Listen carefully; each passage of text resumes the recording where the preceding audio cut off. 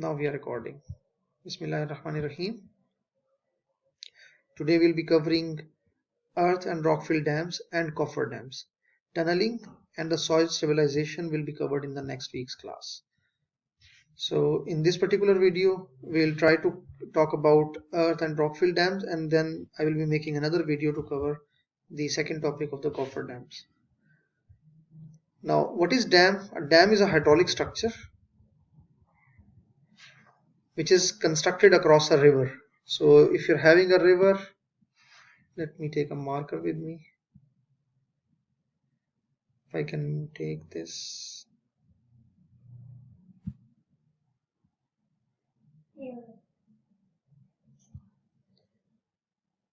Okay, so if this is some sort of a river maybe,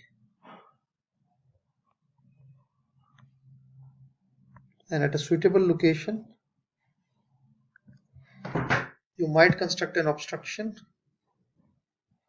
and you stop the water. So if the river is flowing in this particular direction, then the water will be stored here in a big reservoir form behind this obstruction. This obstruction is called dam, this one, and this is called reservoir.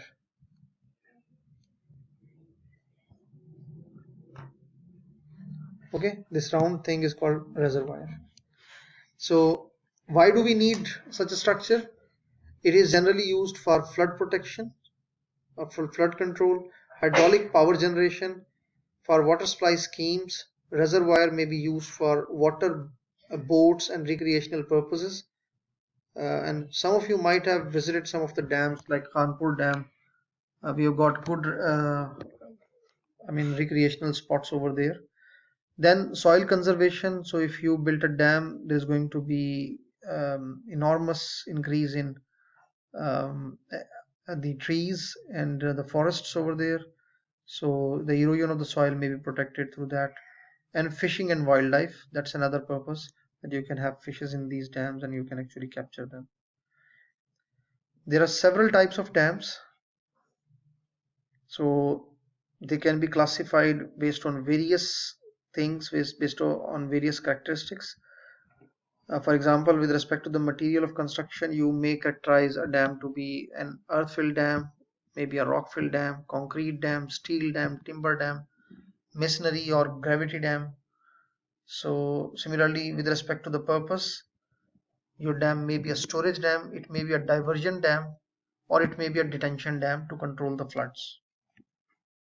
As the name suggests, you can see that Mangla and Tarbela were the storage dams, but they could also give you power generation as well. Similarly, there are diversion dams, smaller in size. They divert the water into rivers, canals, and other form. All barrages are actually covered into that, and detention dams are to control floods and soil conservation. So you might build a dam on a river where you may expect floods to come regularly.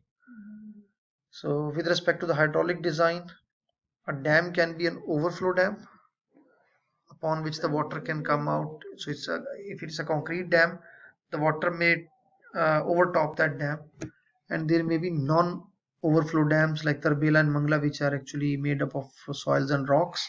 So you may not allow water to overtop that dam, or not to overflow the dam, because once the water overflows a dam which is earth and rockfill in nature, it breaches the dam, and it leads to the complete collapse and failure of the dam.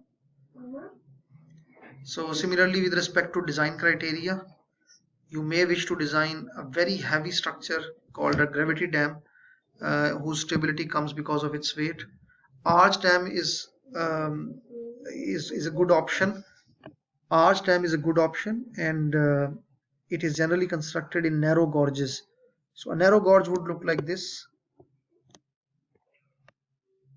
two steep raw hills, and over here you might wish to construct an arch dam like this.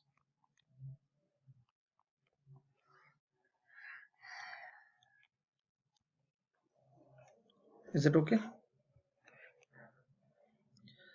Then buttress dam, a thin inclined concrete slab resting on support system called buttress. So it's again a concrete type dam. and because of the geometry, it is called buttress dam. With respect to the size, dams may be large. Mangla and Tarbela both are characterized from medium to large dams. So large or high dams, medium or moderate dams, and small dams. You've got plenty of small dams in Balochistan, in southern Punjab, in various other regions as well. Now moving towards the earth-filled dams, an embankment dam constructed preliminary of compacted earth in either homogeneous or zoned areas containing more than 50% earth material. So just bring the soil and put it in a single structure by compacting it firmly, and then making sure that there is not going to be a seepage problem, there's not going to be leakage through the ground or through the body of the dam. That actually called an earth-filled dam. And there are various types. So you may have homogeneous dams, which are generally medium to high. So you can see that it's just a single type of material over here. This is called homogeneous dam. Then you might have a diaphragm dam. So diaphragm of impervious material can be installed over here, just to make sure that water should not seep through like this. It should not go to the other side of the river, other side of the dam. And there may be zone dams in which you might have a clay core, a very high quality, high plastic clay core, and you might have huge deposits of shales covering that to give more stability to the structure. So the objective of having this core is uh, it is impervious in nature, so it doesn't allow water to escape.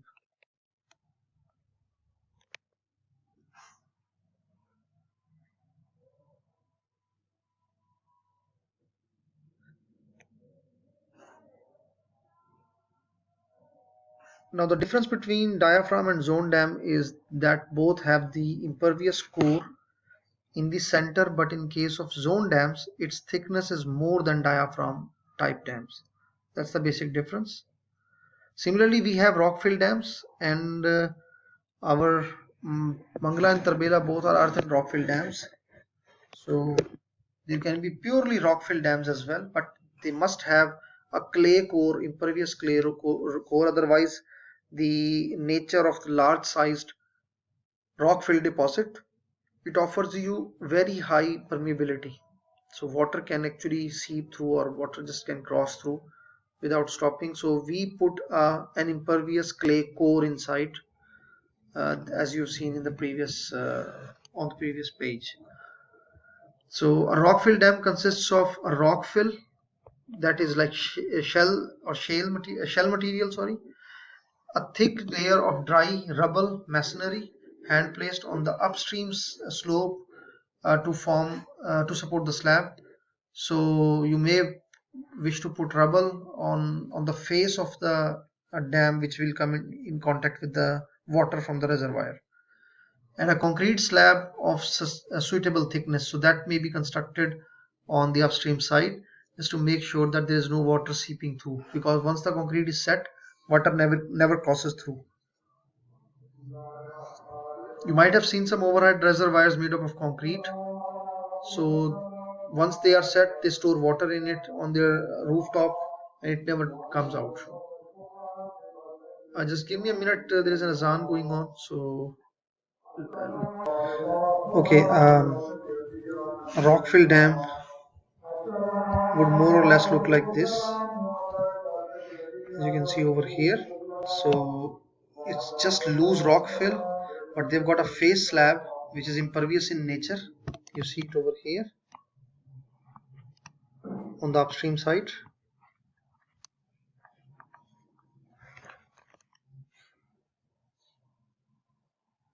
And then we have got loose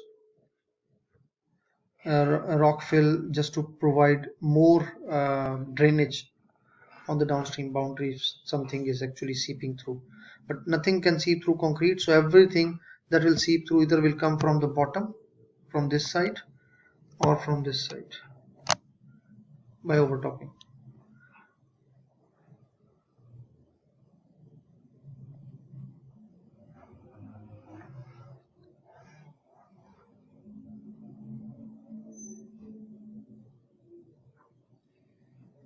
these are the components of an earth-filled dam.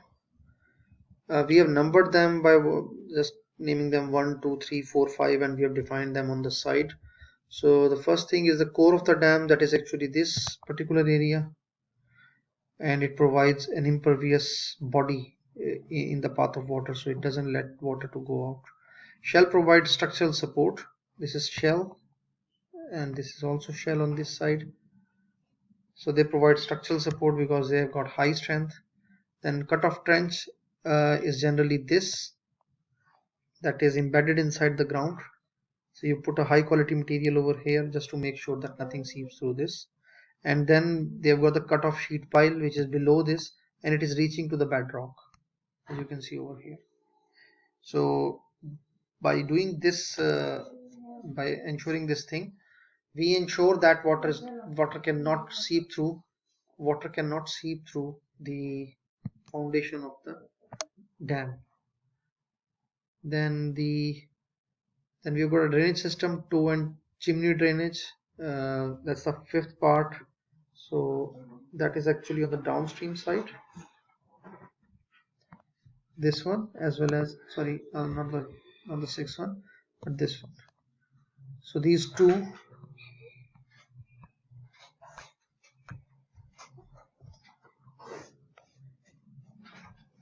are the drainage, and the upstream blanket.